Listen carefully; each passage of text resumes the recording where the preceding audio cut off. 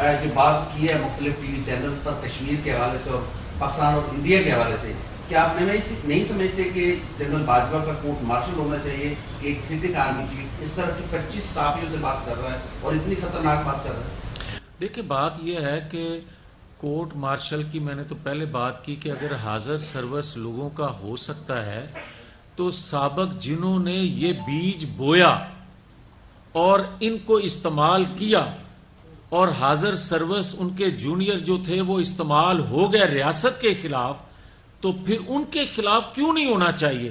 اور جس کاز کے لیے 75 سال قوم جو ہے وہ پیٹ پہ پتھر باندھ کر روکھا سکھا کھا کر ان کو آزادی دلوانے کے لیے ایک اپنے ارمان لے کر آج تک بیٹھی ہوئی ہے، اس پر اگر کسی نے شب خون مارا ہے، اس کے خلاف کسی نے سازش کی ہے، تو اس کو کٹہرے میں کیوں نہیں کھڑا کیا جانا چاہیے؟ وہ بھلے جتنا بھی طاقتور ہو۔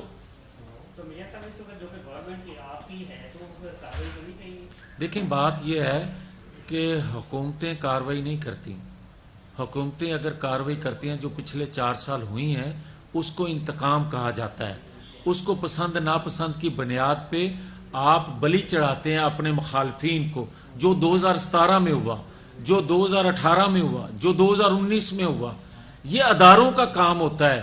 ادارے انڈیپینڈنٹ ہوتے ہیں، ادارے ریاست کے ہوتے ہیں، آئین قانون کے مطابق ادارے ریاست کے جو ہوتے ہیں وہ با اختیار ہوتے ہیں، ان کو ایکشن لینا چاہیے۔ کیوں نہیں ایکشن لیا جاتا؟ یہی تو کوئی حکومت ہے جو اپوزیشن میں بیٹھا ہے وہ سوال کرتا ہے، اور یہ جو آپ سوال کرتے ہیں وہی میں سوال کرتا ہوں۔